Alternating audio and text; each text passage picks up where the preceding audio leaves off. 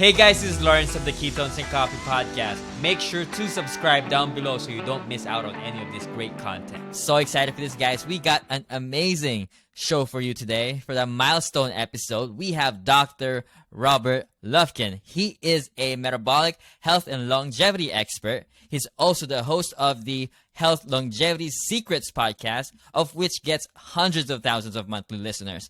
In addition to being a practicing physician, Dr. Lufkin has served as a professor at UCLA and USC medical schools and is the author of more than 200 peer-reviewed scientific papers and 13 books. He has also written a very riveting book, which is going out in printed form in January 2023. And this book is uncovering all the truth about what mainstream medicine got all wrong. And the title of this book is Lies I Taught in Medical School. I can't wait to discuss that. I'm here with Dr. Robert Lufkin. Doctor, welcome to the show. Hey, Lawrence, this is great to be here. I'm a big fan of ketones and coffee. I'm so thrilled to actually be on it myself. I even brought my own coffee. Well, ketones are up to us, I guess. Awesome. I am just happy to have you on. We got a lot to discuss here. Doc, let me address our listeners here. This is a very fitting for our milestone episode because we get to ask Dr. Robert Lufkin one of the most important questions of our generation, and that is how the current medical advice plays a huge role into the soaring rates of chronic diseases. I'm hoping we can shed some light on these reasons why the current medical advice makes us sicker, not better. And everything that we are about to discuss today are all in his new book, Lies I Thought in Medical School. I think it's available now in Audible, but the printed version will be available in January 2023. Doctor, this book is fantastic because it covers the major issues modern society has been facing for the last 50 years now. And with this book, I hope it helps slow that down and get people to realize, since patients tend to, rely heavily on their doctor's advice. And in my personal opinion, your book is long overdue because I am beyond ecstatic and, to be quite frank, somehow relieved this book has enormous potential given the combination of your stature and in the medical field, and how this book has challenged the status quo, just boiling everything all the chronic diseases down to a root cause. We got a lot of questions for you, Doc. Let's start with how this book came about. What's the story that led you to uncovering the truth? Well, yeah, that goes back a long time. I was fortunate growing up. My mom was a dietitian. She was actually a registered dietitian. She worked in a hospital, and what dietitians do is their specialty is following the medical advice on the best foods to eat, both for patients with certain diseases and then for everybody else. So growing up, we adhered, as tightly as possible to the mainstream medical recommendations. That meant, substituting for butter, we used margarine with seed oils. We avoided fats, any kind of fats, saturated fats, especially eggs we didn't have because of the cholesterol. Instead, we substituted carbohydrates and sugars and low-fat things, and ate a lot of grains. And this went on for the whole time I was growing up. And I got interested in medicine because of what she was doing. And I eventually went to medical school. I found it fascinating. I love the science of, how our bodies work and everything like that. And everything went well. And I stayed on at the medical school and became a professor and taught residents and students and doctors. I also practiced medicine.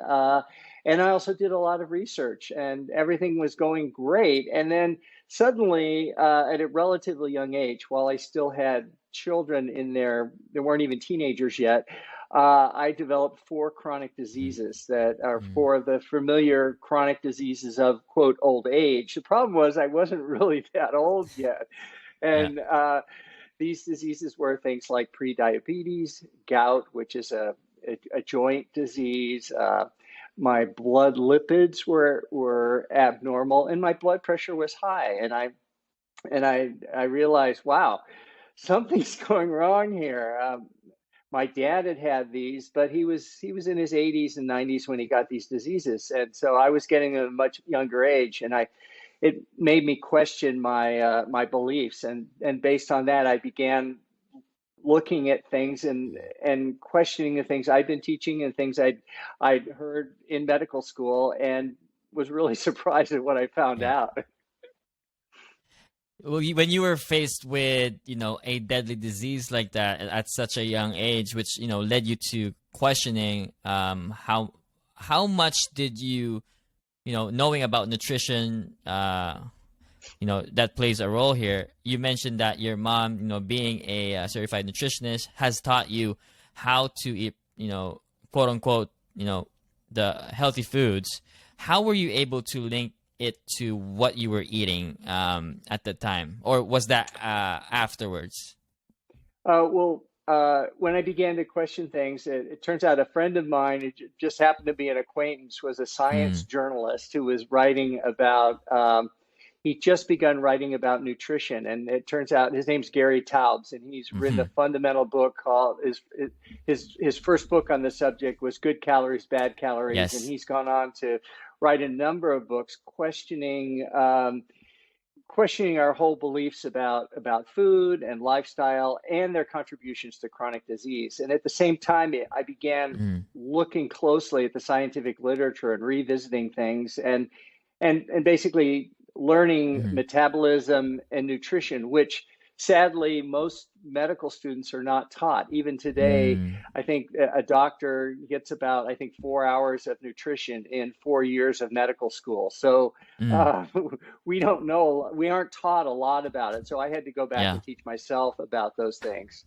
But Mm, what I realized is that it was really opened my eyes, and that was that most mainstream doctors believe that the major chronic diseases that kill us all are best controlled with pills and prescription mm-hmm. drugs and surgery.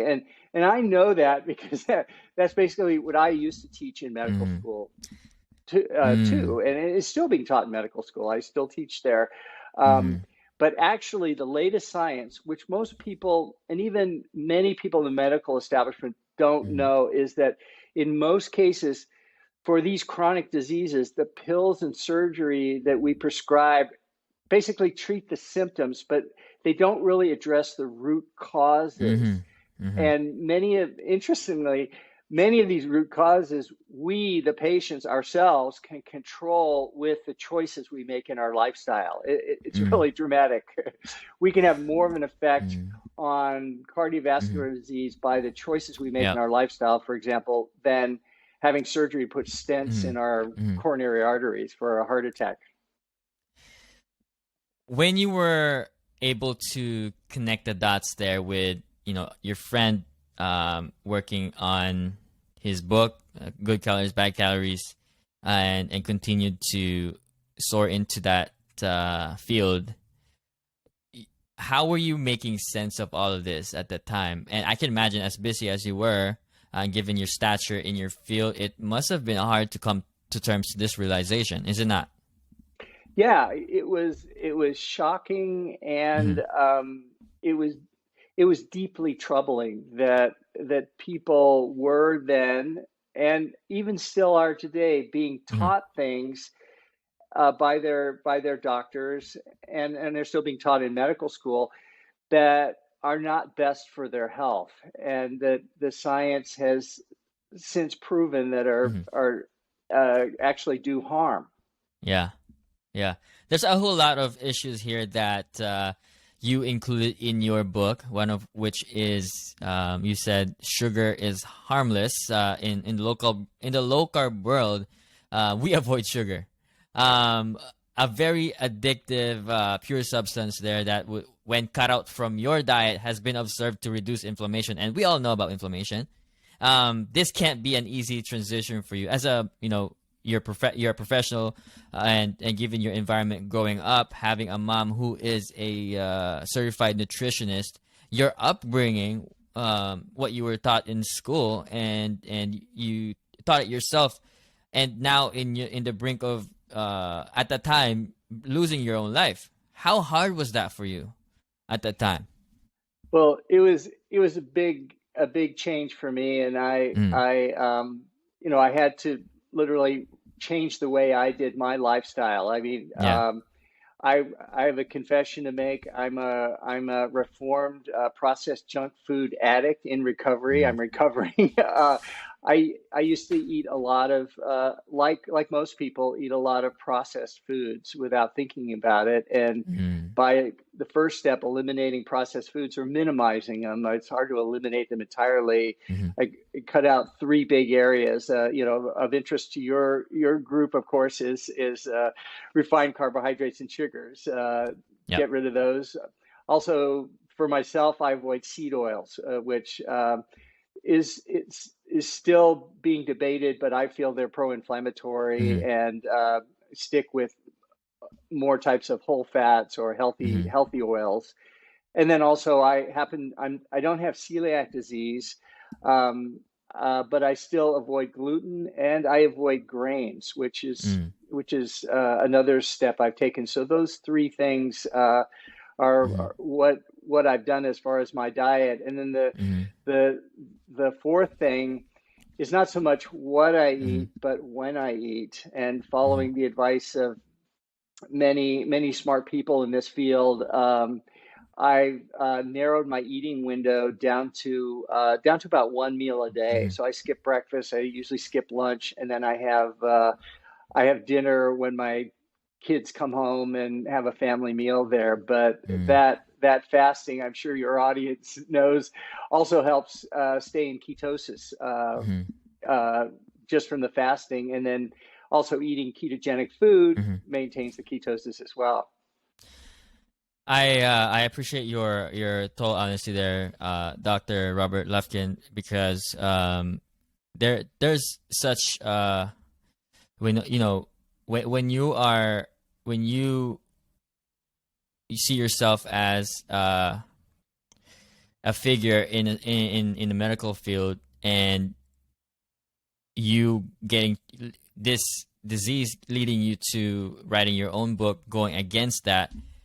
There's a lot of acceptance that has to happen there, I believe, and there's a lot of you have to face yourself in the mirror there and say, you've been telling lies, not quote unquote lies, because these are unintentional lies, which you've covered in your book. So I am in awe of what you've done here, and you will with this book help a lot of people, because you have that background, that stature, that experience, and you are coming to terms with it, and you face yourself in the mirror and saying this is wrong, and we have to do something about it. Is that what you're reasoning with the book? What was the reasoning behind you wanting to write a book about this?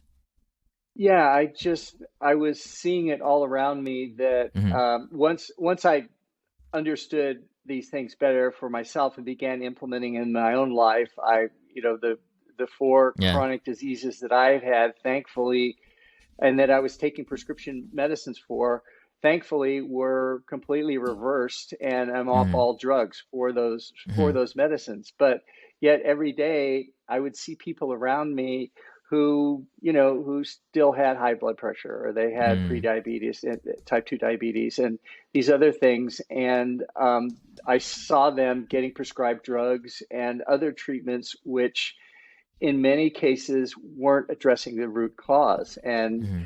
after, talking to different people about it, I thought an easier way, or a more Yeah. a way to reach more people would be to put it Yeah. in a book form, Absolutely. that people could read and drill down Yeah. as much detail as they wanted to.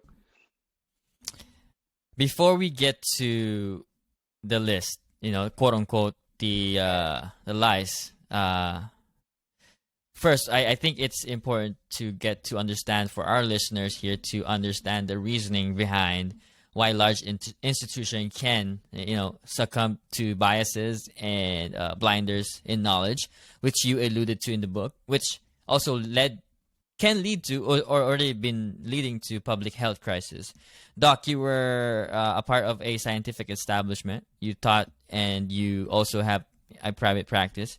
Where did it go wrong there for the large institution? Hey Ketones crew, if you want to work with me, I just released my one-on-one 60-minute consultation where we will take a deeper dive into your health journey and formulate a plan where you can incorporate the ketogenic diet to fit your lifestyle. If you're interested, take control of your health today. Click the link on the description box below and let's get started. Hey guys, let me tell you about this delivery service that's been a total game changer for my lifestyle. Did you know that it's now possible to get local, fresh groceries delivered right at your doorstep? Well, Instacart gives you unlimited grocery delivery for one low monthly fee. And if I can avoid buying non-keto friendly items from supermarkets who psychs you into buying unhealthy foods, plus if it saves me a lot of time and money, sign me up. Instacart is hand-selected by shoppers based on your preferences, so no more rock-hard avocados, and they will keep your eggs safe too. And Instacart will find everything you usually buy and get smart suggestions for new items. And you can get your first order today delivered for free when you purchase over $35 by following the link on the show notes below to let Instacart know that I sent you and to help to support the show. Instacart, never step foot in the grocery store again. Yeah, I think there were some gradual changes that were instituted with the best of intentions about, making people healthier, I think. And some of those were just based on scientific errors or scientific papers that reached the wrong conclusion. And it began driving us down a certain pathway with certain recommendations.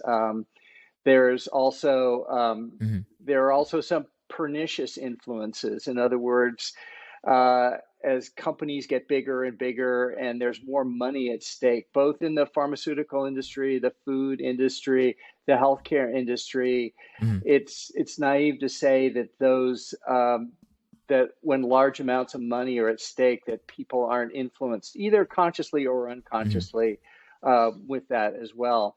And then stepping back at sort of a systemic level, our healthcare system is designed, it's optimized based on some decisions that were made at the beginning of the 20th century, really, to look at medicine or look at disease as a seed problem rather than a soil problem. I don't know if you've talked about that before with your audience, but the model is if someone has polio, they have a polio virus, so you kill the polio virus and it gets better. If somebody has TB, so you attack the virus. And our system is designed to attack a single cause based on the infectious disease model. And it works for a lot of things, but the problem is it doesn't really work for chronic disease, which is the number one killer today. Things like heart attack, stroke, Alzheimer's, cancer, those things. And that's what we're facing now. And then on top of that, the healthcare system isn't optimized to teach lifestyle changes. If I go into, if a patient comes into my office, or the healthcare establishment will pay me to talk about insulin and how insulin is good for type 2 diabetics. It will pay me to prescribe insulin for type 2 diabetics. There's not enough time in the way the system is set up now for me to sit down and talk with the patient about how they can avoid insulin altogether in many cases just by restricting carbohydrates in type 2 diabetics. That's interesting. I know there's a sense of distrust in the medical establishment, which in some cases are warranted, in my opinion. If you follow the keto community and how most diseases mentioned in this book, obesity, diabetes, cardiovascular diseases, Alzheimer's, I had Amy Berger yesterday on talking about that. And even though you did mention, and these are mere hypotheses on your book, we have thousands of count of people who continue to improve their health. And for the lucky ones who continue to get off their meds completely, which some of these meds have side effects worse than their symptoms. And to do all of that, not all. I'm not saying all meds are like that, but Alzheimer's medications are, some of them can be worse than their symptoms. So to do all of that, some of them, they had to fire their doctors to make a change. Some of them had to fire their doctors because of, maybe distrust or, some other issue that they may have. But it is very common. We have a chance to get to set the record straight here. We previously thought it was just incomplete information, and Doc, you're saying they're lies. I'm aware that we need a strong medical establishment and the value that brings, but we still need them. But in this case, they got it all wrong. How can the medical establishment get our trust back, and why should we give him a chance? That's a good question. I think just by continuing to follow the science and understanding that from the Virta health trials that restricting carbohydrates in a ketogenic diet will reverse type 2 diabetes. That is huge, and getting that information out and making that available. You mentioned Alzheimer's disease. Yeah. Unlike all the other chronic diseases, Alzheimer's is the single disease that represents essentially the ultimate failure of our medical research establishment. Because if you think about it, we've been doing serious research on Alzheimer's disease for decades with essentially unlimited financial resources. Unlimited amounts of money have been thrown at this. And unlike all the other chronic diseases that we are talking about, Alzheimer's is the only one where there is no pill, there is no surgery. None of the pills that have been developed actually slow the symptoms or have any significant effect on Alzheimer's. I mean, even the Alzheimer's societies admit that. None of the pills work. Even Pfizer, the big drug company, shut down their Alzheimer's program recently because it's just been unsuccessful and so unfruitful. So so anyway, that's I think I haven't lost hope with the establishment. I mean, I still am in the medical establishment. I still am a medical professor at a large medical school, although I don't speak for UCLA or USC in this. And this is, of course, not medical advice; it's educational. But I'm hopeful that medicine has changed before, the views have changed, and it's a constantly evolving topic. And I think I say in my book that my book titled, like you said, Lies I Taught in Medical School, that in a few decades or a couple of decades from now, that some other author will be writing a book that lies she was taught in medical school, and they'll be the truths that I said were true that are now lies also. So it's a work in progress. It's also I think it's also important to mention that you also included the truths that can save your life. So I want to mention that. I mean, I think those are truths, and I do that, but I have to say that I'm willing to be swayed by the science, just like the science took me from, in the past, I was vegan for a while, I was carnivore for a while, I was all those things, and right now I'm, ketogenic, low carb, low processed foods. I think that's clearly the evidence overwhelmingly that is what increases longevity and leads to a healthy life. But if research came out tomorrow that said drinking Coca-Cola every day it was credible and it worked, I would write a letter of apology to the Coca-Cola company for everything I've said, and I would order it by the Fair case. enough.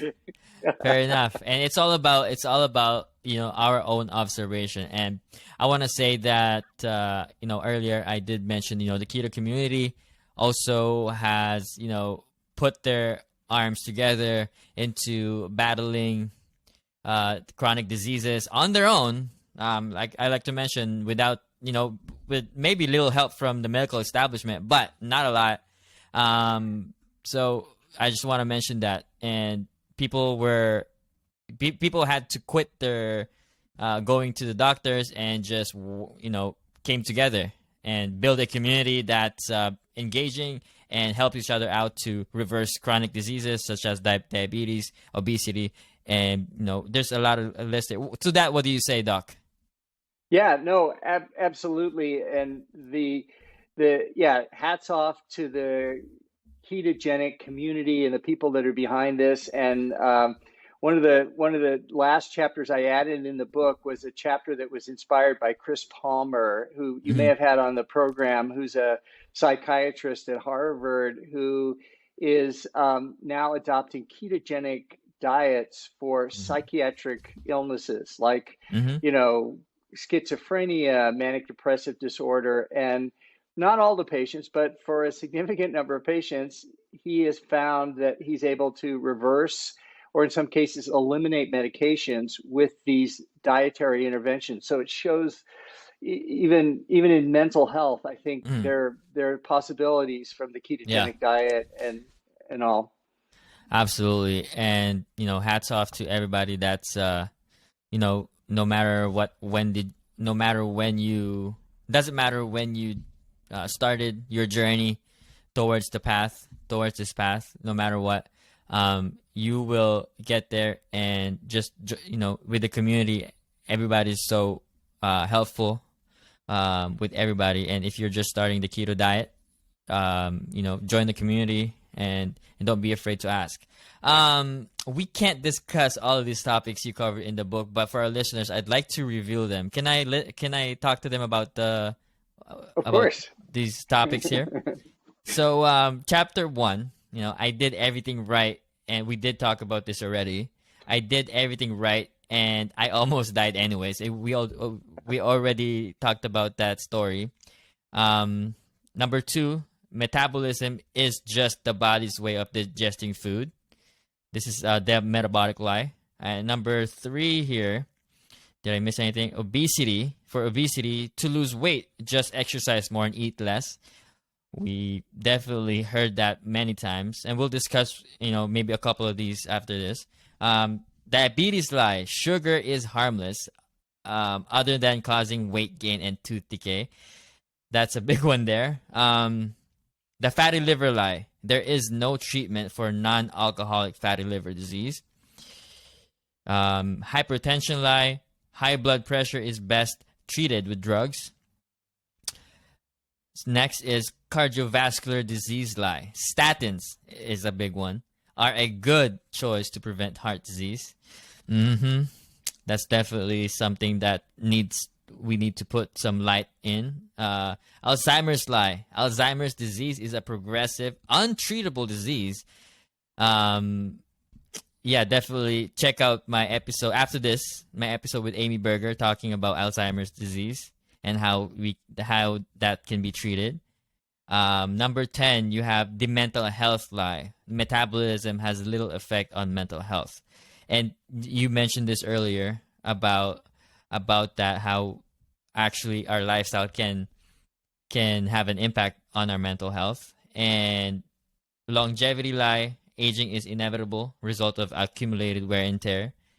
And this is so great. Everything that's plaguing our modern society today is all in this book.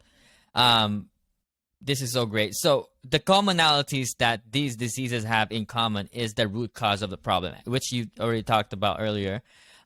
These are metabolic problem. This is an energy problem. What have you since found out about these chronic diseases and how they link to each other in detail? If you want to add on to that.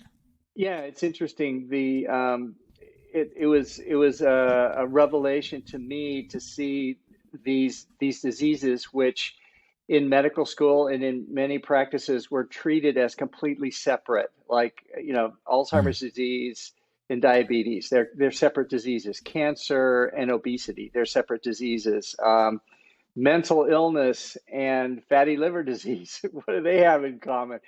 Yeah. And it was truly a revelation as I began looking more at the science and what people have figured out, that these diseases are all linked at a basic, as you say, metabolic level. So um, having obesity increases your risk of every other disease that we've talked about. Same thing with fatty liver disease. So there, your risk of one increases your risk of the other one. So, Alzheimer's disease, Amy probably mentioned it, but it's famously now being called type 3 diabetes because of the Hmm. association with sugar metabolism. And sort of taking it one step further, all of these chronic diseases share a common metabolic basis. Now, there's some other factors that may affect heart disease, like smoking or Hmm. toxins, but at a basic level, it's all metabolism. And the strongest controller we have for our metabolism is our food choices and the food we create. But it's interesting to look, if you go beyond all these chronic diseases and look at longevity itself, anti-aging. There's been a amazing revolution in the longevity space, in the anti-aging space. Certain drugs have been developed that actually prolong life significantly in animals, and there's evidence to show that they do have similar effects in humans. And the way they do their effects is by they work on the metabolism, which then Mm. affects all those chronic diseases, which ultimately determine when we die. I mean, we die of a heart attack or stroke. We don't die of wrinkles or gray hair. So, but it's interesting. These drugs that increase longevity are the same drugs. They have the same effect as a ketogenic diet does, and the Yeah. nutritional choices that we can make in our lifestyle. They work by affecting a drug that people or a nutrient switch called mTOR that people may have Yeah. talked about before in your program, but and one of the drugs, rapamycin, turns down mTOR, and that's a longevity drug. Another famous longevity drug is metformin, which is a Hmm. diabetes drug, which turns down glucose. And then one of the strongest ones after rapamycin is a drug called acarbose, which is another diabetes drug, but might be of interest to your audience that the way acarbose works is it's a pill you take, it stays in your gut, but it blocks carbohydrate uptake. So it's as if it blocks the spikes that you get from eating refined carbohydrates and sugars. It Mm. doesn't do it completely. We're much better off just avoiding them in our diet. And even with Absolutely. these longevity pills like rapamycin and metformin and acarbose, what we're understanding is that although these pills are powerful, it's much more powerful to change your lifestyle and your nutrition choices Hmm. and your activity. Just like you can't out exercise or outrun a bad diet, Mm. rapamycin or these longevity drugs won't make up for a bad lifestyle or Mm. or a bad food Yeah. choices. Absolutely. And there's a lot of factors that comes into that too, with you developing it, a chronic disease such as a type 2 diabetes, and your lifestyle plays a factor. Your genetics can play a factor there, right, doc? Because it may not be the cause, but you can trigger that through a bad lifestyle. It is such an honor to have you on, and for you to be able to answer all of our questions here.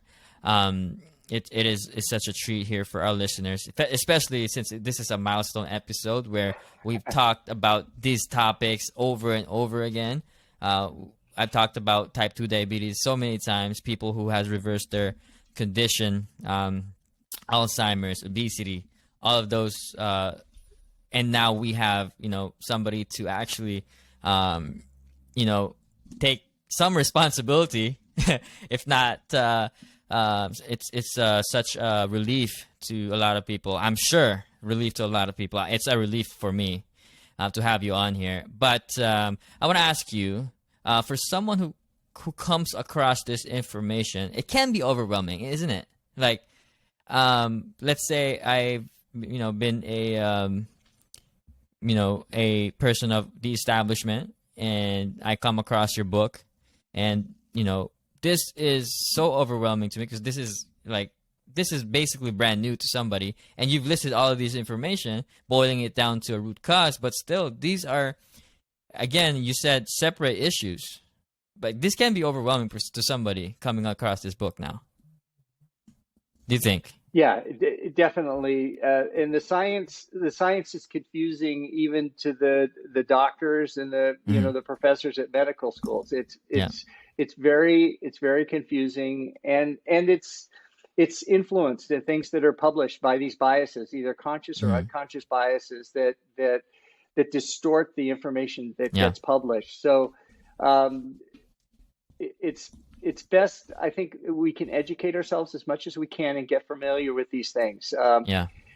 Food companies are not bad. The pharmacy industry is not bad. It's just their number one role is to earn a profit by law. That's their Mm-hmm. number one priority, to make a profit for their shareholders.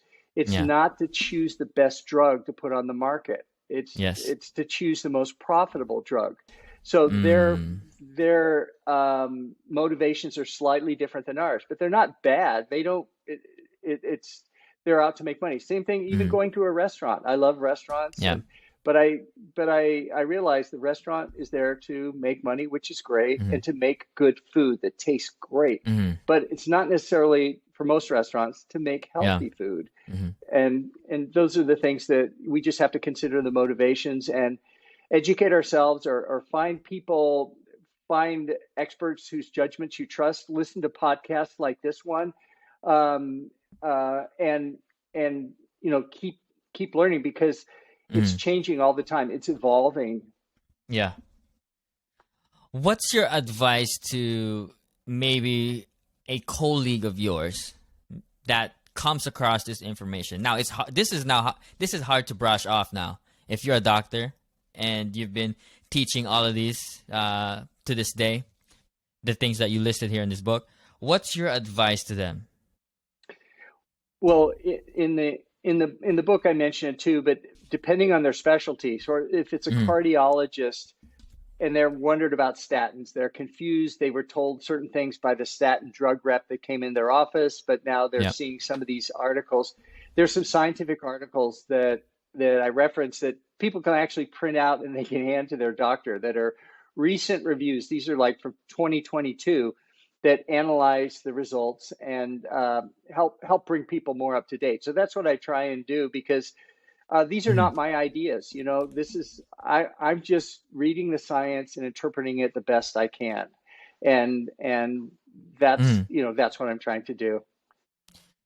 Yeah, because again, for a doctor that's maybe a physician that comes across this information, they talk about these advice most of the time. Like, if you just lose weight, if you just eat less, we all know that and then they say you have to eat low fat, right? We now know that if you eat less and eat low fat, that's a recipe for constant hunger, consistent cravings, hormones, imbalances, and everything. And for someone to come across this information, because a book can, like we said earlier, a book can reach a different audience, and this is wide reaching. If this goes out, a print book can reach a wider audience, and a lot of people will ask a lot of questions, and I love that it's gonna happen, and I love that I'm gonna be able to watch this story unfold. But where do they go from here? I know you talked about a little bit. How do they shift their mindset and keep these medical errors from ruining their life? Well, I think reading books like this, listening to your podcast, and all the great speakers you have on, like Amy Berger and other people, they'll keep repeating the things, and then looking at news when something appears in the news, even if it's from a reputable institution, Yeah. they get it wrong sometimes too. Looking at Mm-hmm. things with a critical eye, and certainly if you read my book, look at my book with a critical eye also, because Mm-hmm. science is here to be challenged, and that's what we do. Just before we Yep. follow advertisements blindly, ask questions, Mm-hmm. and Yeah. sometimes it's hard for someone who's not a healthcare professional, but we can still begin to ask questions. I love that you said don't follow something just blindly. You have to really know what you're following.